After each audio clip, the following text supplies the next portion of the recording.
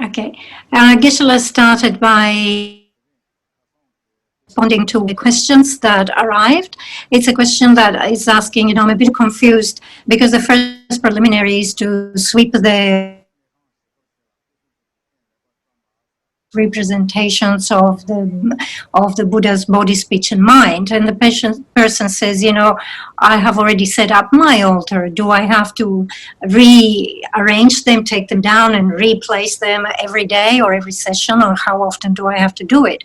So Geshe said, no, the first day of your retreat or the first day of your practice, you make sure that you arrange these representations of the Buddha's body, speech, and mind very nicely in your altar.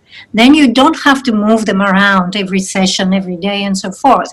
However, on every session and on every day, just look at them and greet them, so as if you're meeting them, and generate this attitude that I have them here. The actual bodies of the Buddhas are here, the actual Dharma is here, the actual Sangha is right here in my room. So to have this attitude of recognizing them present on every session. The second question that was requested was for Geshe to please actually demonstrate how do we take those breaths. So Geshe was, you cannot hear me? Can you hear me? Yeah, so Geshe was just demonstrating how you actually do it. As you can see, we are using two fingers. You're using the ring finger and the thumb.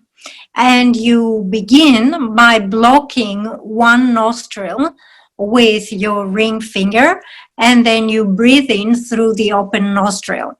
So you breathe in, and then in order to breathe out, you move the fingers around, so you block the open nostril so that it can come out through the other way. So you repeat these 3 times, and then you reverse the process, just alternating the fingers by which you're blocking one of your nostrils. One finger will go here. The thumb will block this one, and the ring finger will block this one. Okay, so if you're inhaling through this nostril, okay, you have to block the opposite nostril. Inhale. When you exhale, you block this one so that there is only one avenue. Okay. So as we mentioned the other time, it's very good to combine the breathing with the visualization. When you exhale, imagine that all your negativities and obscurations, they leave your body in the aspect of black smoke, and this black smoke just dissipates in the sky. So it's diluted, it's gone. When you inhale, you imagine that all the blessings, such as like the wisdom, the love, the affection, the abilities of all the field that you have visualized in front of you, all the Buddhas and Bodhisattvas and so forth, enters your body and you receive their blessings. So in the aspect of white light. So it's very good to exhale the blackness and inhale the white light. Okay, so there were another 3 questions that came just before we started the session, so Geshe did not have time really to look at them. We will deal with them in the next session.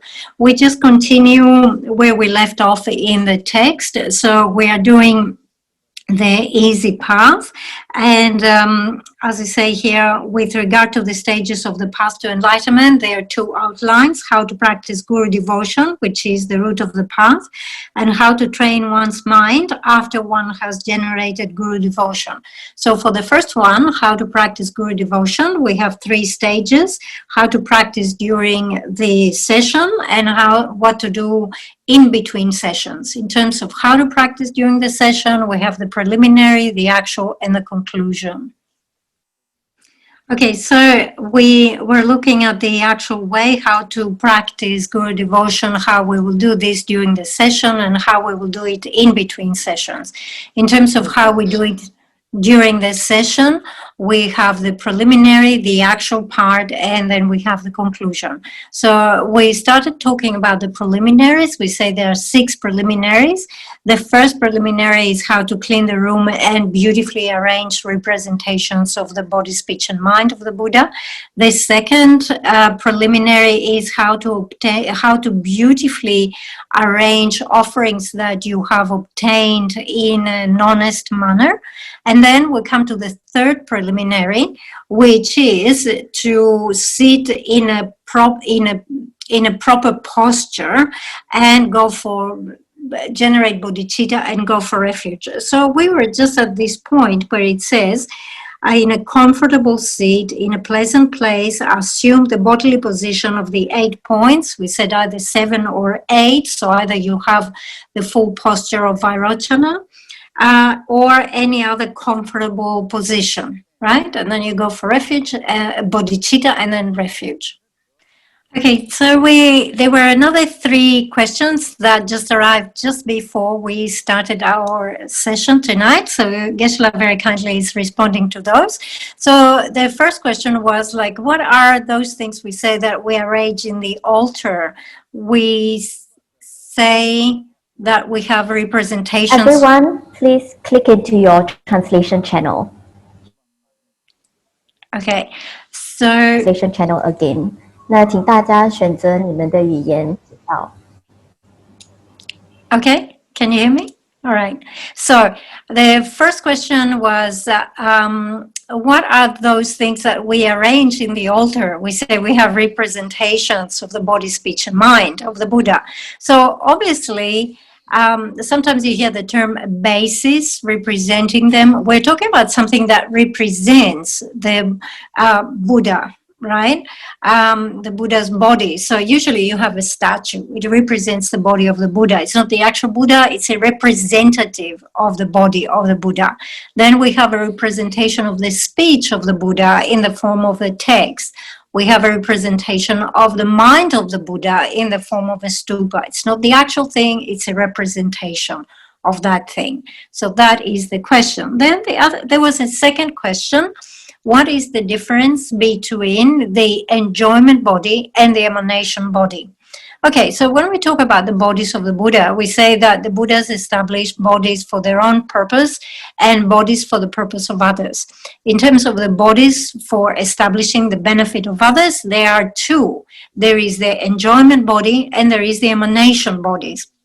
The enjoyment body, by definition, is the body that has 5 certainties, whilst the emanation body does not have these 5 certainties. So what are the 5 certainties of the enjoyment body? First of all is the certainty of the body. So the certainty of the body is a body that is fully adorned with a full set of marks and signs.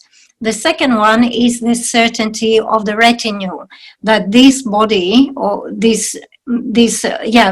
body of the Buddha will be only teaching to Arya Bodhisattvas. The third one is the certainty of the time, that this body will remain until the entire samsara is empty. The fourth certainty is the certainty of the Dharma. It will only teach Mahayana Dharma. And the fifth certainty is the certainty of the place, which is that it will only abide in a Kanishta pure field. Okay, so this is the enjoyment body with those 5 certainties. Then we look at the emanation body. The emanation body does not have those 5 certainties. So if we look, for example, our teacher, Buddha Shakyamuni, he came here with a body, I mean, it was a magnificent body, but he didn't have the certainty of manifesting all this. In terms of retinue, it didn't just have a retinue of Arya Bodhisattvas, he taught to everyone. In terms of time, he didn't remain until the end of samsara. He manifested in a human body, and therefore he lived up to the age of 80, you know, the average lifespan at that era. In terms of the certainty of the teachings, he didn't only teach Mahayana, he taught Hinayana, Mahayana, he taught everything. And then in terms of the certainty of the place, he was not just abiding in the Akanishta pure field, he was abiding, you know, in this world. He came into this world. So you can see there are differences. The bodies, the enjoyment body must have those 5 certainties, meaning definitely will have these characteristics, whilst the emanation body doesn't have to have these 5 certainties. It doesn't have these 5 certainties. The third question was a question requesting for Geshe to please give us the tunes for the Giorgio, the preliminaries, and the Lama Chöpa. And Geshe is saying, I don't have a good voice, I'm not good at singing, I cannot hold the tune. However, in the monastery, there are people who are very good at doing this. So Geshe says, if you don't mind, I will go around, get a recording from them, and send it over to you. Yeah. Okay. Yes. All right. So just Geshe was just connecting to the material that we covered last week, the last 2 weeks. Like, how do we come here with the easy path? And you can see the easy path starts straight away with the way to rely on the spiritual teacher. So we have explained that in Lamrim Chenmo and other more extensive Lamrims, definitely you find the 4 major outlines, right? Which is, you know, the greatness of the teacher, the greatness of the Dharma, the proper way to listen and the proper way to receive. And then having explained what are the qualifications of the teacher and what are the qualifications of the student, having understood these points, then we'll come to the 4th outline, which is the sequence of instructions. And with the sequence of instructions, we begin with the first thing we start with is the proper way to rely on a teacher, that is the root of the path. So actually it is understood that if you want to meditate, if you want to properly practice this, you should really look at a more extensive Lamrim. You should go into Lamrim Chenmo, ideally, and read all this material of those preliminary steps that we do not find here in the Easy Path. We explained that the Easy Path is a naked commentary. Naked commentary means it's very direct. It doesn't go into great detail. It just goes into the point straight away.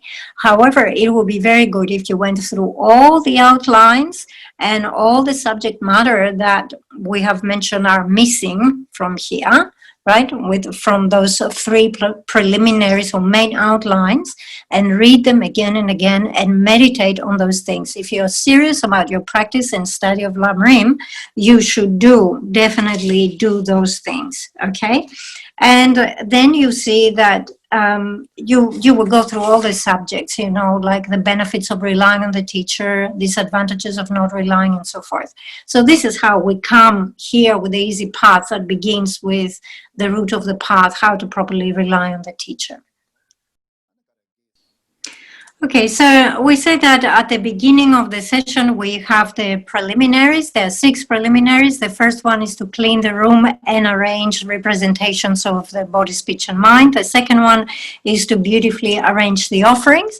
And then we come to the third one. The third one is assuming the proper posture and going for refuge and bodhicitta. So we have mentioned here, it says sit on a comfortable seat, assume the bodily position of 8 points. These are the 8 points of Vairochana or any other comfortable position. And then it continues by saying, after having examined your mental state, meaning you, yourself, you do this private investigation. What is the state of my mind? Do I have a virtuous mind, a non-virtuous mind? Do I have a neutral mind? So you have to examine yourself. As we said, if you find that your mind is agitated, is in a non-virtuous state, then use the technique of focusing upon the breath, like, you know, we did the alternative breathing and counting the breath and so forth, to make sure you move the mind away from negativity and put the mind in a neutral state. Once you're in a neutral state, you can begin. So Having examined your mental state, then it says, within a particular virtuous mind. A particular virtuous mind, as we said, indicates bodhicitta. It's particularly virtuous, meaning it does not have any of the pollution of non-virtuous minds. All right. So at the beginning, right, so you are about to begin here your practice, right? You're setting your mind to begin the practice. So at the beginning, it's very good to set your intention. Setting the intention, which is before you set the motivation, is the most important thing. So you say, okay, what is the subject matter I will be meditating upon? It's the first one, which is how to properly rely upon the teacher, the root of the path. So I have to be very certain about the nature of that. What is this reliance? I have to be very certain about the number of subjects included here and about their definite order, which comes first, which comes second, and so forth. Okay, so you sit down and you set your intention and you say, I will understand those things very clearly, right? I'm going to meditate on proper Guru devotion. I'm going to get those things right. So this thing is your intention. And then you say, I'm going to use my introspection and my alertness and make sure I stay within that subject. Once you set your intention, you will move into setting the motivation. Yes. Okay, so it says here, you examine your mental state, you set up your intention, and then you set this particular virtuous mind. So the particular virtuous mind is bodhicitta, and this is your motivation. So whatever practice we will do it from within that special motivation of bodhicitta. So Geshe said, I think it's a good idea to set here the bodhicitta motivation. It will give you a blueprint on how to meditate in this way. So you begin thinking that since beginningless time, I have been experiencing the general suffering of samsara, and in particular the suffering associated with the lower migrations. This suffering is thick and heavy. This suffering is suffering that endures for a very long time. I have experienced this countless times, again and again.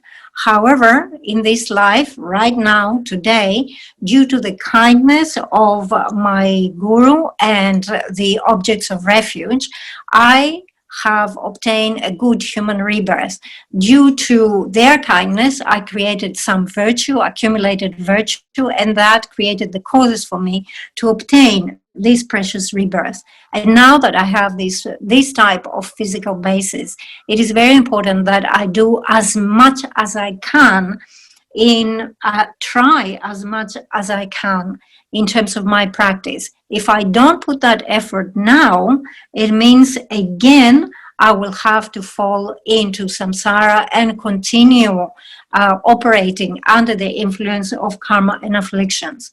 I recognize that anywhere I might be reborn within samsara, in any of the 6 types of migrations, there is no real happiness. They're just a repetition of suffering again and again. And just as I experienced this, all other sentient beings who have been so kind to me in every way and in every occasion, who have been as kind as a mother to me. So just as I experienced this suffering, they also experience continuous suffering. So for their sake, I will reach the state of Buddhahood in order to help them and benefit them. And for that reason, I will now practice the Lamrim. So this is the motivation you have from within this state of mind. So from within this state of mind, we have to go for refuge. And to go for refuge, we have to visualize the objects of refuge. Okay, so as we say, you examine your mental state, you set your intention, and after that you set the motivation of bodhicitta. And from within the motivation of bodhicitta, you go for refuge. In order to go for refuge, you have to establish the visualization of the objects of refuge. So the text says, imagine a vast and high throne lifted by 8 big snow lions in the space in front of you.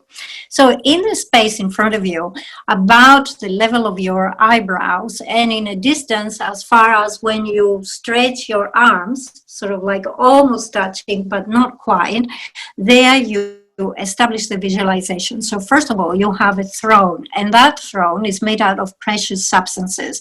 It is quite high and quite vast. It is supported by 8 lions. And on top of that vast throne, we have a variegated lotus. And in that lotus, we find the main figure. The main figure in nature is our own guru, but in aspect, it has the aspect of Buddha Shakyamuni. All right, so it says, upon it is a variegated lotus, moon, and sun disk seat. And upon it is seated your kind root guru in the form of Buddha Shakyamuni. So it has the aspect of Buddha Shakyamuni, but it's really your guru. He is of the luminescent gold hue. So the complexion is like a very clear, radiant gold. His head is adorned with a crown protrusion. His right hand touches the earth, and the left is in the meditation posture, holding a begging bowl filled with nectar. He is clad in the 3 saffron robes. So we have the outer religion robe, the middle religion robe, and the inner religion robe, 3 robes. He is adorned with the major and minor noble marks of the Buddha, and he's in the nature of a radiant light. He's sitting in the cross-legged position in a halo of bright light coming from his body. So he's radiating light.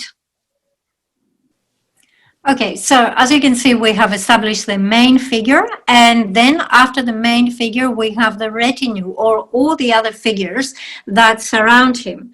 So he says, he's surrounded by the assembly of wisdom beings of the lineage and root gurus, Yidams, Buddhas, Bodhisattvas, Dakas, Dakinis, and the supramundane Dharma protectors. Okay, so as we say, we have established, first of all, the throne. The throne is very vast, very high. It's made out of precious substances. It is supported by the 8 lions. Upon the throne, we have a 3-tiered seat, lotus, moon, and sun. And upon that, we have the main figure. The main figure is our own guru in the aspect of Buddha Shakyamuni. He's sitting in the full lotus posture, and he's radiating light. He's surrounded by the secondary figures, which is the direct and lineage gurus. And then we have the Yidams, the Buddhas, the Bodhisattvas, the Dakas, the Dakinis, and all the other protectors. So you establish the objects of refuge, identifying who is this, the middle one, the center, the main one, and then all the surrounding images. Okay, so up to here, in terms of the objects of refuge, we have established the Buddha jewel and we have established the Sangha jewel. Now we continue with establishing the Dharma jewel. The text says, in front of each of them sits a beautiful table, and on it, its luminous text, whose essence is their respective specialty teachings, the scriptural Dharma. So in front of each one of those figures, you have to visualize a very nice table, and on top of this table, you have a text, a volume of a text. Now, this volume of the text actually represents all the qualities of the truth of cessation and the truth of the path existing within the continuum of each one of these figures. So this is how we have the representation of the Dharma jewel. So as you can see here with this visualization, so far we have established the main and the surrounding figures, in this way establishing we have the presence of the guru, and we establish the Buddha jewel, the Sangha jewel, and also the Dharma jewel. Okay, so you see that with this short paragraph, we have established the 3 jewels, the Buddha jewel, the Dharma jewel, the Sangha jewel, and you could also add the Lama into that and make it into 4. Okay, then it continues by saying, imagine that all the figures of the merit field are looking at you with benevolence, meaning they're looking at you with smiles in their faces. They're extremely pleased with you. And likewise, you gaze at them with great admiration, remembering the good qualities and kindness. So there is this particular aspect of this visualization of the way that you look at each other. They look at you with, delighted to see you, and you look at them with great aspiration. So at this point is where you generate intense faith, because you're thinking about the qualities, you're thinking all about the kindness and qualities. So it is from within that state of faith and admiration that you continue. So you continue by contemplate that although yourself and all mother sentient beings have already undergone from beginningless time until now various and countless sufferings, the general samsaric suffering, and in particular the 3 types of unfortunate birth suffering, on top of that, we still have to experience many more suffering that are difficult to bear and are endless. So not only have we endured this up to now, since beginningless time, but it's not over yet. We have to continue experiencing this, all right? But therefore, at this time, when I have obtained a special rebirth that is so difficult to find and so meaningful when it is obtained, if I don't use it to accomplish the supreme liberation from all samsaric suffering, the state of great Guru Buddha, I will have to undergo many other various types of sufferings, the general samsaric suffering, and in particular the 3 types of unfortunate rebirth suffering. So you say, I have been very fortunate. I have met the teachings. I have met the teacher. I have obtained a good rebirth. So now it's a time for me to make the effort. If I don't make the effort and lose this opportunity, I will have to continue experiencing suffering. So since the Guru 3 jewels residing in front of me have the ability to protect from these sufferings, I go for refuge from the depth of my heart to the Guru 3 jewels, because I have to accomplish the precious Buddhahood for the sake of all sentient beings in every way possible. So this is what you contemplate from within a state of faith, and at this point you actually recite the words that say, I go for refuge to the Guru, I go for refuge to the Buddha, I go for refuge to the Dharma, to the Sangha. So, as we say, when we go for refuge, to establish refuge, we need to establish the causes of refuge. The causes of refuge are enumerated as fear and faith. In addition to that, if we're going for Mahayana refuge, we have to add compassion into that. So you can see here in this paragraph, we have all 3 causes assembled. So the section that says, I and all mother sentient beings from beginningless time until now, we have already experienced the general suffering in samsara, and in particular the suffering of the lower migrations. And we will still have to experience that in the future. So these sentences, these phrases actually indicate the fear that we have for the suffering. Now, the second cause is the faith. Faith is that the objects of refuge actually have the ability, they have the capacity to protect us from that suffering. And the third one, which is compassion, is the thought that says, I cannot bear to see the suffering of all sentient beings. Therefore, by whatever means, as quickly as possible, I will obtain the state of Buddhahood for the sake of all sentient beings. So with this whole paragraph, we establish all 3 causes of refuge. If all the causes are present and complete, then the refuge that you establish is proper, sound, good quality refuge. So, as we say, we have in front of us all the objects of refuge, and by remembering their qualities, we generate faith. So we remember their qualities of the body, the qualities of the speech, the qualities of the mind. So we say those beings in front of me, these objects of refuge, from the beginning, they generated the mind, the intention of bodhicitta in order to become enlightened. Then they practiced for a very long time in order to build up the accumulation, all for the sake of all sentient beings. And at the end, when they reach the state of enlightenment, they continuously, uninterruptedly engage in enlightened activities for the sake of all sentient beings. They appear in those bodies that are fully adorned with the marks and signs. They speak with a speech that is qualified with the 60 qualities of the most melodious speech. And they have a mind that knows all objects, a mind that has affection, equal affection for all sentient beings, without any sort of partiality. So thinking about the great qualities, we generate great faith. And by developing this faith, we establish these causes, one of the strong causes for going for refuge. It's also good to do the visualization of the descent of purifying nectar, blessing nectar, coming down from them when we go for refuge. So, as we say, we generate very strong faith, and by generating very strong faith, we have this attitude that says, for the sake of helping all sentient beings from now on until I reach the state of enlightenment, I go for refuge to you. I go for refuge only to you. You are my only object of refuge.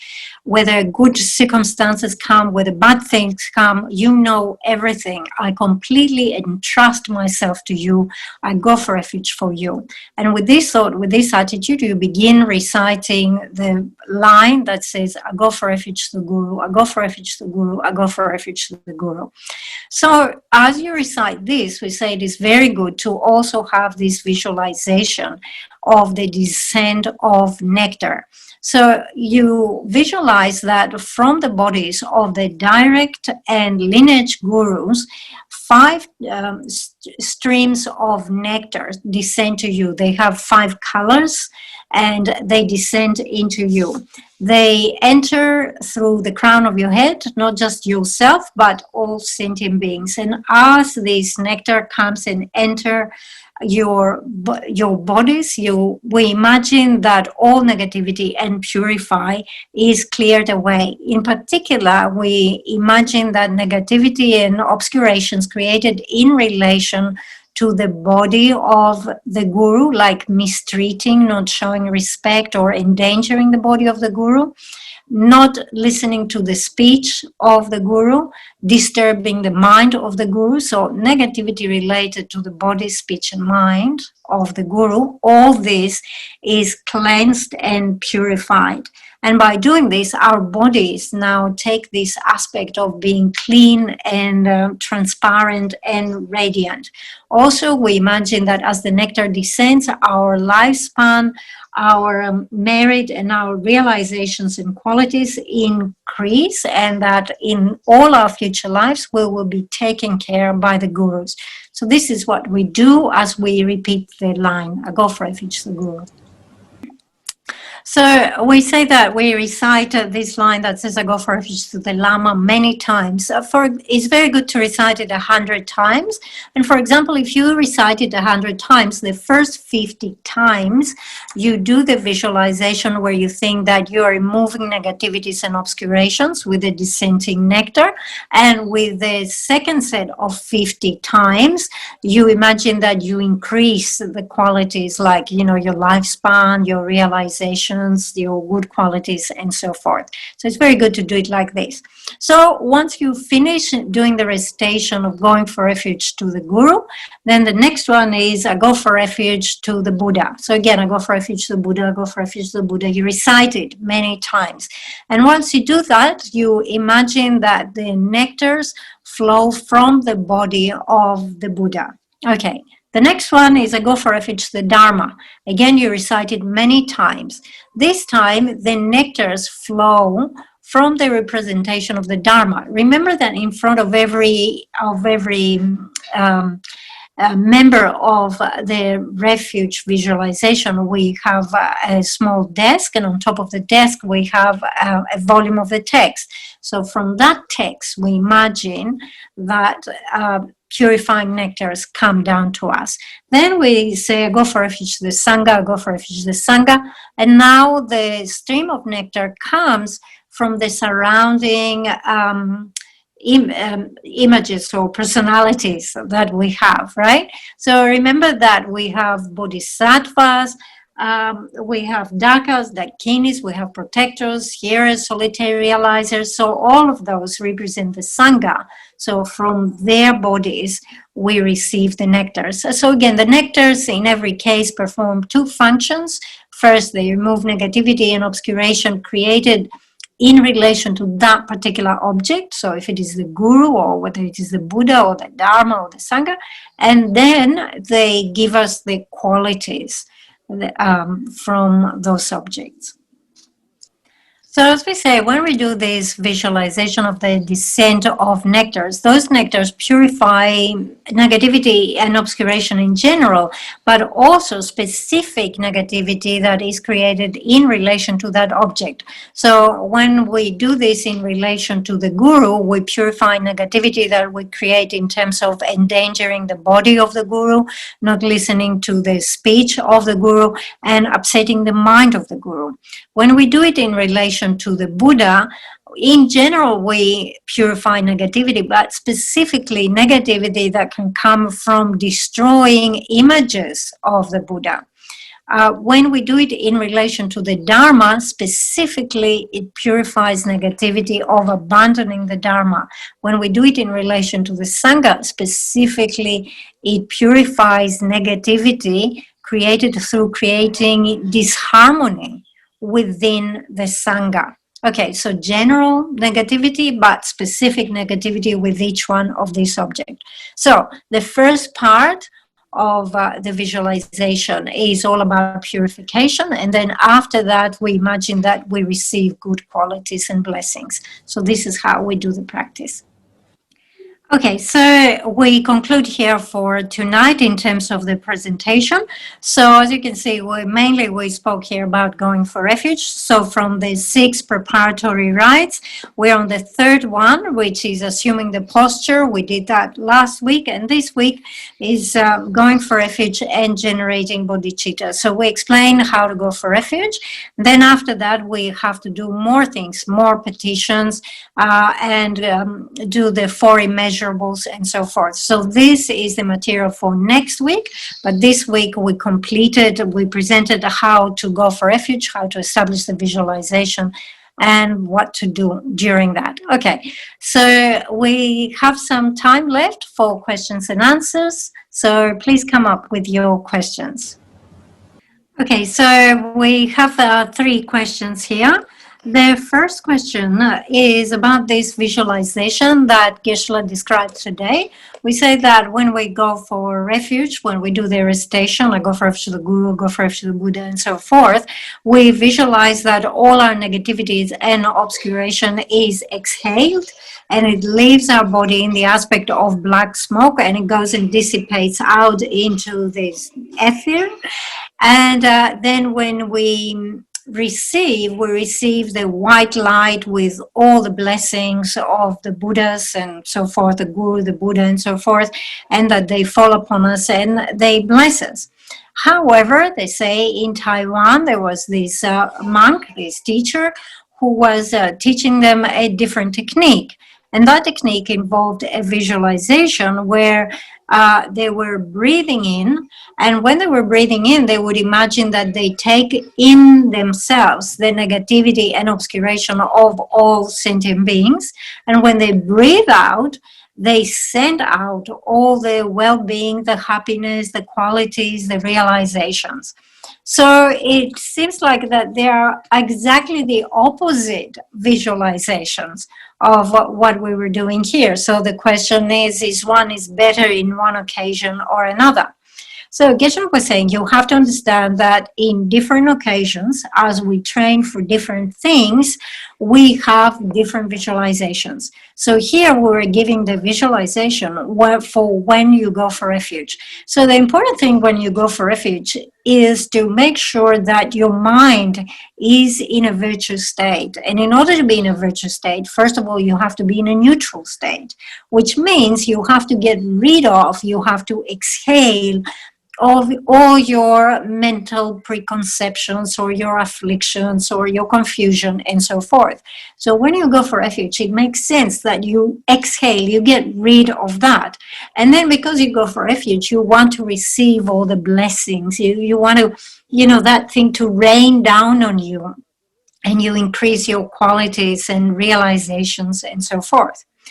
When you do this other visualization that was described is a visualization that we do when we do the practice of Tonglen. So when you are when you're engaging this method of equalizing and exchanging self for others in the context of developing bodhicitta, you do the practice of Tonglen. In Tonglen, what you do is you take the negativity and obscurations and suffering of others, and you give them your own happiness and well-being. So the visualization, in a sense, is the opposite. So just understand that we have different techniques and different visualizations in different occasions, okay? They're not contradictory. They're just different visualizations for different types of training. Okay, so that was question number 1. Question number 2 was asking Geshe to demonstrate the 2 mudras. We say that Buddha Shakyamuni is sitting with the right hand in the mudra touching the earth and the left hand in the mudra of equipoise. So the right hand in the mudra touching the earth is like your right arm is extended and goes over your knee, okay? Geshe is showing the picture of Buddha Shakyamuni. You can see the right hand is extended over the knee and touches the ground.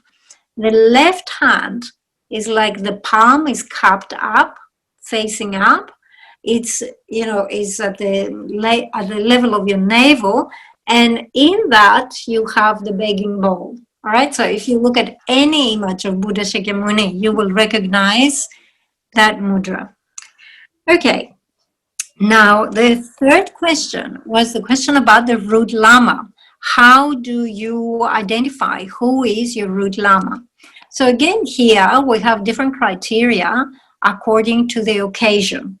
So if you can have a root lama in terms of sutra, you can have root lama in terms of tantra, you can have root lama in terms of the Lamrim. Okay, so in terms of sutra, someone is your root lama if they give you vows. So, for example, lay vows, getsu vows, vows of ordination, and so on and so forth. So, number 1, they give you vows. Number 2 is they give you transmission. And number 3 is they give you advice. And obviously, they teach you what is right and wrong in terms of what you want to abandon and want to take on as a practice. So this is the sutric root lama, kind in 3 ways. Then in terms of tantra, the tantric root lama gives you initiation. They give you discourses on tantra. They explain the tantra, and they give you instruction on tantra. Okay. Then in terms of the Lamrim, in terms of the Lamrim, we have the lineage lamas and then the root lamas, meaning the direct lamas from whom you have directly received teachings on the Lamrim. So you have more than 1 root lamas. Now we do dedication because the time is up for today. We will keep the questions for the next class. So Geshe will answer at the next session. 那还有问题还没有回答，但是我们会在下一堂为大家做解答，因为现在时间已经到了。那请大家一起做回向。